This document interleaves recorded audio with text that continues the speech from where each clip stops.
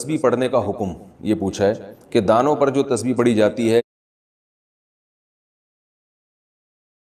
انہوں نے دانوں پر تسبیح پڑھنے کا حکم یہ پوچھا ہے کہ دانوں پر جو تسبیح پڑھی جاتی ہے کیا یہ جائز ہے یا نہیں؟ ہم نے سنا ہے کہ یہ بدعت ہے۔ نہیں، بدعت نہیں ہے، دانوں پر تسبیح پڑھنا جائز ہے، کیونکہ تسبیح کاؤنٹ کرنے کا حدیث میں حکم ہے۔ آپ صلی اللہ علیہ وسلم نے فرمایا جس نے 33 دفعہ سبحان اللہ کا، 33 دفعہ الحمدللہ، 34 دفعہ اللہ اکبر، یہ تسبیحات فاطمہ۔ اسی طرح آپ صلی اللہ علیہ وسلم نے فرمایا جس نے 100 دفعہ لا الہ الا اللہ وحدہ لا شریک لہ لہ الملک ولہ الحمد وہو علی کل شیء قدیر، یہ کلمہ ہے۔ آپ نے فرمایا جس نے 100 دفعہ پڑھا، 100 دفعہ رات شام کو پڑھا، تو اس سے زیادہ نیکی کوئی کر نہیں سکتا۔ تو اس طرح کے جو فضائل ہیں 100 دفعہ، تو ظاہر ہے اس کو تو کاؤنٹ کرنا پڑے گا نا۔ تو کاؤنٹ کا کوئی بھی طریقہ ہو سکتا ہے، انگلیوں پہ بھی گنا جا سکتا ہے۔ آج کل ایک چائنا کی ایک بڑی مشہور ایک ڈیجیٹل مشین آ رہی ہے، اس کو آپ دباتے رہیں، تو کاؤنٹ جس طرح سے بھی کیا جائے کھجور کی گٹھلیوں پر، تو وہ مقصد وہ تسبیح کے وہ دانے نہیں ہوتے، مقصد گننا ہوتا ہے، تو گن کسی بھی طریقے سے آپ گن سکتے ہیں۔ رات کو تسبیح فاطمی کب پڑھیں؟ رات کو تسبیح فاطمہ وتر کے بعد پڑھنی چاہیے یا جب بستر پر بیٹھیں تب پڑھنی چاہیے؟ جاوید احمد کشمیر سے۔ دیکھیے جب یہ بستر پہ لیٹ جائے نا اس وقت پڑھنے کا حکم ہے۔ حدیث ہے رسول اللہ صلی اللہ علیہ وسلم کی صحیح حدیث ہے، حضرت فاطمہ رضی اللہ تعالی عنہا نبی صلی اللہ علیہ وسلم کے پاس آئیں، عرض کیا کہ یا رسول اللہ میں گھر میں بہت خدمت کرتی ہوں، ہاتھوں پہ نشان پڑ جاتے ہیں چکی پیسنے سے، کوئی گھر میں خادم کا انتظام کر دیں۔ آپ صلی اللہ علیہ وسلم نے فرمایا میں تمہیں ایسا عمل نہ بتاؤں جو خادم سے بہتر ہے؟ فرمایا ضرور بتائیے۔ تو آپ صلی اللہ علیہ وسلم نے فرمایا 33 دفعہ۔ فرمایا جب تم بستر پہ سونے کے لیے لیٹ جاؤ، حضرت علی سے بھی آپ نے فرمایا، حضرت فاطمہ سے بھی، کہ جب بستر پہ سونے کے لیے لیٹ جاؤ، ایک روایت میں آتا ہے کہ آپ صلی اللہ علیہ وسلم خود حضرت فاطمہ کے گھر گئے اور حضرت علی اور حضرت فاطمہ کے درمیان میں بیٹھ کے آپ نے ان کو نصیحت فرمائی کہ جب تم سونے کے لیے بستر پہ لیٹ جاؤ 33 دفعہ سبحان اللہ، 33 دفعہ الحمدللہ اور 34 دفعہ اللہ اکبر پڑھو۔ یہی تسبیحات پڑھنے کا حکم ہر نماز کے بعد بھی ہے، اور رات جب ہم سونے کے لیے لیٹ جائیں تو اس وقت بھی ہے۔ تو یہ وتر کے بعد نہیں پڑھے جائیں گے، بلکہ جب آپ بستر پہ سونے کے لیے لیٹ جائیں تو اس وقت پڑھی جائے گی یہ تسبیح۔ اور اس کی یہ فضیلت ہے کہ آپ صلی اللہ علیہ وسلم نے اپنے داماد اور اپنی بیٹی کو یہ تسبیحات بتائیں، اور فضیلت یہ بتائی کہ یہ گھر میں خادم سے بہتر ہے، یعنی خادم سے تمہیں وہ کچھ حاصل نہیں ہوگا جو تمہیں ان تسبیحات پڑھنے سے قیامت میں جو اجر ملے گا، تو اس اجر کو دیکھ کر تم یہ کہو گے کہ ہم نے دنیا مصیبت میں گزار دی، مصیبت سے مراد یعنی مشقتوں میں گزار دی، تو جو اجر ہمیں مل رہا ہے یہ اس خادم سے کروڑہ گنا زیادہ ہے۔ اس خادم سے ہمیں جو سہولت ملتی اس سے اتنا مزہ نہیں آئے گا جتنا اس اجر کو دیکھ کے قیامت میں مزہ آئے گا۔ اللہ ہم سب کو توفیق عطا فرمائے۔ نماز کے بعد کون سی تسبیح پڑھیں؟ نماز کے بعد میں نے امام صاحب اور بہت سے لوگوں کو کچھ تسبیح پڑھتے ہوئے دیکھا ہے، کیا نماز کے بعد کوئی خاص تسبیح ہوتی ہے پڑھنے کی یا پھر کچھ بھی پڑھ سکتے ہیں؟ عبداللہ کراچی سے۔ کچھ بھی پڑھ سکتے ہیں، لیکن جو سنت تسبیح ہے وہ پڑھنی چاہیے۔ تو فرض نماز کے بعد تو آپ صرف اللہم انت السلام و منک السلام تبارکت یا ذا الجلال والاکرام پڑھیں، اس کے بعد سنت موقدہ پڑھیں، اس کے بعد پھر آپ 33 دفعہ سبحان اللہ، 33 دفعہ الحمدللہ، 34 دفعہ اللہ اکبر یہ بھی پڑھ سکتے ہیں، یا 33 دفعہ سبحان اللہ، 33 دفعہ الحمدللہ، 33 دفعہ اللہ اکبر، اور ایک دفعہ پھر لا الہ الا اللہ وحدہ لا شریک لہ لہ الملک ولہ الحمد وہو علی کل شیء قدیر یہ بھی پڑھ سکتے ہیں۔ اللہم لا مانع لما اعطیت ولا معطی لما منعت ولا ينفع ذا الجد منک الجد یہ بھی، آیت الکرسی بھی۔ اس کے علاوہ بھی تسبیحات ہیں، بہت سی مساجد میں آج کل وہ لٹکی بھی ہوتی ہیں، سعودی عرب میں تو خاص وہاں مسجدوں میں اس کا اہتمام ہے کہ سنت تسبیحات میں نے تو ہر مسجد میں دیکھی ہیں، تو بڑا اچھا عمل ہے یہ۔ تو مسجد والوں کو چاہیے کہ وہ تسبیحات جو معمولات اور وظائف نبی صلی اللہ علیہ وسلم فرائض کے بعد پڑھا کرتے تھے وہ لکھ کے لگا دینے چاہیے تاکہ لوگ ان سے یاد کر لیں، ورنہ یہ تسبیحات تو نبی کا معمول تھا، یہ پڑھا کریں۔ کئی دفعہ حرکت سے نماز ٹوٹ جائے گی، نماز میں کتنی دفعہ بلا عذر حرکت کرنے سے نماز ٹوٹ جاتی ہے؟ جیسے بالوں کو ہاتھ لگانا، کپڑوں کو سیدھا کرنا یا خارش کرنا وغیرہ وغیرہ۔ عامر محمد یوسف پنجگور بلوچستان سے۔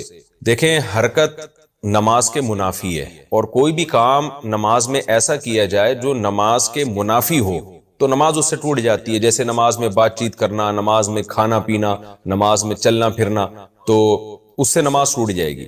تو اس پر تو پوری امت کا اجماع ہے، لیکن یعنی اس کے لیے تو دلیل کی حاجت نہیں ہے، کیونکہ یہ اجماع امت سے ثابت ہے کہ نماز میں نماز کے اگینسٹ کوئی کام کرنے سے، نماز کے منافی کوئی کام کرنے سے نماز ٹوٹ جاتی ہے۔ لیکن اب کتنی حرکت کرنے سے ٹوٹتی ہے اس کے بارے میں قرآن و سنت خاموش ہیں۔ تو جہاں قرآن و سنت خاموش ہوتا ہے ظاہر ہے اتنی ایک دفعہ کیوں کرنے سے تو نہیں ہوگا نا کہ نماز فوراً ٹوٹ جائے. یہ تو ایک اس میں تو انسان معذور ہے, اتنے تو مجبوراً حرکت کرنی پڑتی ہے. تو اب اس میں کوئی قرآن و سنت میں کوئی واضح دلیل نہیں ہے کہ کتنی حرکت کرنے سے نماز ٹوٹے گی. تو جب واضح دلیل نہیں ہوتی تو حضرات فقہائے کرام پھر اجتہاد کرتے ہیں. تو اب بعض فقہا تو اس کے قائل ہیں کہ بغیر ضرورت کے اگر 3 دفعہ حرکت کر لی, بغیر ضرورت کے 3 دفعہ جلدی حرکت کر لی تو پھر نماز ٹوٹ جائے گی. بعض فقہا اس کے قائل ہیں, اور بعض فقہا اس کے قائل ہیں کہ اتنی حرکت کی کہ اگر کوئی دیکھنے والا آئے اور اس وقت اس کو دیکھتا تو اس کی حرکت کو دیکھ کے یہ لگتا کہ گویا یہ نماز پڑھ ہی نہیں رہا ہے, یہ ویسے ہی کھڑا ہوا ہے. تو اتنی زیادہ جب حرکت ہوگی تو نماز ٹوٹ جائے گی. تو اس میں جو نماز پڑھ رہا ہے اس کی رائے کا اعتبار ہوگا کہ اگر کوئی مجھے آ کے اس وقت دیکھتا میں اتنی حرکت کر رہا ہوں تو وہ یہ سمجھتا کہ یہ نماز پڑھ رہا ہے یا نہیں پڑھ رہا. اگر وہ یہ سمجھتا کہ شاید یہ نماز ہی نہیں پڑھ رہا جو اتنا ہل رہا ہے تو پھر نماز ٹوٹ جائے گی. تو یہ دونوں قول ملتے ہیں. گنجائش اس دوسرے قول میں ہے کہ اتنی حرکت ہو کہ دیکھنے والا سمجھے کہ گویا یہ نماز ہی نہیں پڑھ رہا, تو پھر اس میں کوئی مقدار متعین نہیں, بس بہت زیادہ حرکت ہوگی کہ دیکھنے والا یہ سمجھے, تو ہم یہ کہیں گے نماز اس کی ٹوٹ گئی ہے. اور پہلا جو قول ہے جس میں ہے کہ 3 دفعہ جلدی حرکت کی, وہ قول سخت بہت ہے, اس میں مشکل بہت ہے, لیکن احتیاط اسی میں ہے. تو بہتر یہی ہے کہ حرکت ہی نہ کریں تاکہ اس مسئلے میں پڑھنے کی ضرورت ہی پیش نہ آئے نا. ہمارے حضرت فرمایا کرتے تھے نمازی کو چاہیے پہلے جتنی جہاں کھجانا ہے نا تسلی سے کھجا لے, ہلے اتنا ہل کے تھک جائے پھر کھڑا ہو. بہت سے لوگوں کو دیکھا ہے نماز سے پہلے سکون سے بیٹھے ہوتے ہیں, جیسے ہی نیت باندھیں گے ایک دم ہلنا شروع ہو جاتے ہیں, پتہ نہیں ان کو کیا ہو جاتا ہے, ایک دم حرکت کرنا شروع ہو جائے گی. تو تمیز سے نماز پڑھنی چاہیے انسان کو. تو ایسا کام نہیں کرنا چاہیے جو نماز کے منافی. ہاں کوئی بہت ضرورت ہے تو پھر جلدی سے حرکت کر کے وہ ختم کر دے اس کو جو خارش ہو رہی ہے, تاکہ نماز میں اس کا دھیان نہ بٹے. بعض دفعہ خارش ہو رہی ہوتی ہے سر میں یا کہیں چہرے پہ اس طرح سے اس کو کوئی الجھن ہو رہی ہوتی ہے, اگر وہ نہیں کھجائے گا تو نماز سے دھیان ہٹتا ہے, تو اس میں تو ٹھیک ہے جلدی سے حرکت کر لی. یا کوئی نمازی کے آگے سے گزرنے کی کوشش کر رہا ہے اس کو ہٹا لینا چاہیے. تو اس طرح کی حرکت جہاں ضروری ہو وہاں تو بالکل جائز ہے, لیکن جہاں ضروری نہیں ہے تو ایک دفعہ بھی حرکت نہ کرے. اور اگر 3 دفعہ حرکت کر لی ہے تو احتیاط اسی میں ہے کہ نماز لوٹا لے, لیکن نہیں لوٹاتا تو بھی امید ہے کہ نماز انشاءاللہ ہو جائے گی, کیونکہ دوسرا قول بھی بہرحال موجود ہے.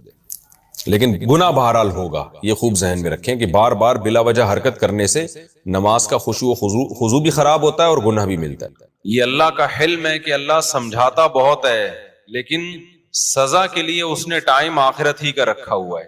فرمایا ما یاتیہم من ذکر من ربہم, جب بھی ان کے پاس ان کے رب کی طرف سے کوئی نصیحت آتی ہے, استمعوہ, یہ اسے سنتے بھی ہیں, وہم یلعبون, لیکن اس پر دھیان نہیں دیتے. تو آگے اسی کو اللہ نے بیان کیا, پھر انسان کی شکایتیں کی کہ کتنی بستیوں کو ہم نے پہلے تباہ و برباد کیا ہے. فلما احسوا بأسنا اذا هم منها يركضون, جب ان پر عذاب آنے لگا تو پھر چیخ و پکار شروع کی انہوں نے. ابھی کسی نے بتایا کہ یہ جو ترکی میں زلزلہ آیا نا, جس علاقے میں آیا وہاں ملحد بھی بہت رہتے تھے جو خدا کو نہیں مانتے تھے. ترکی میں تو ایک لبرل سیکولر حکومتیں رہی ہیں, وہاں کے بہت سے مسلمان بھی مرتد ہو چکے تھے. تو کہتے ہیں جیسی زمین ہلی ہے نا, ایک ملحد جو اللہ کو نہیں مانتا تھا زور زور سے کلمہ پڑھنے لگا, لا الہ الا اللہ, لا الہ الا اللہ. تو بعض دفعہ انسان پر جب عذاب آتا ہے نا تو اس کو اللہ یاد آ جاتا ہے. لیکن نبی صلی اللہ علیہ وسلم نے فرمایا تم اس حالت میں اللہ کو یاد رکھو جب تم خوشی کی حالت میں ہو, جس میں اللہ انسان کو یاد نہیں آتا. یعرفک فی الشدہ, تو مصیبت میں پھر اللہ تمہیں یاد رکھے گا. جب پیٹ بھرا ہوا ہو, سکون اطمینان کی زندگی ہو, اس وقت عبادت کرنا بڑا مشکل کام ہے. نیند جس کو اچھی آتی ہو اس کے لیے نیند چھوڑ کے تہجد میں اٹھنا مشکل کام ہے. لیکن اب مسئلہ یہ ہو گیا ہے کہ اب تو پیٹ یعنی اللہ کی نافرمانی کا عذاب یہ آنے لگا ہے کہ اب پیٹ بھرا ہوا ہو, ساری ضرورتیں پوری ہو رہی ہوں, پھر بھی انسان سکون میں نہیں ہوتا. یعنی اب جو لوگوں کی ٹینشنیں ہیں نا, وہ ٹینشنیں ہیں جو اپنے اوپر خود سے مسلط کی ہوئی ہیں لوگوں نے.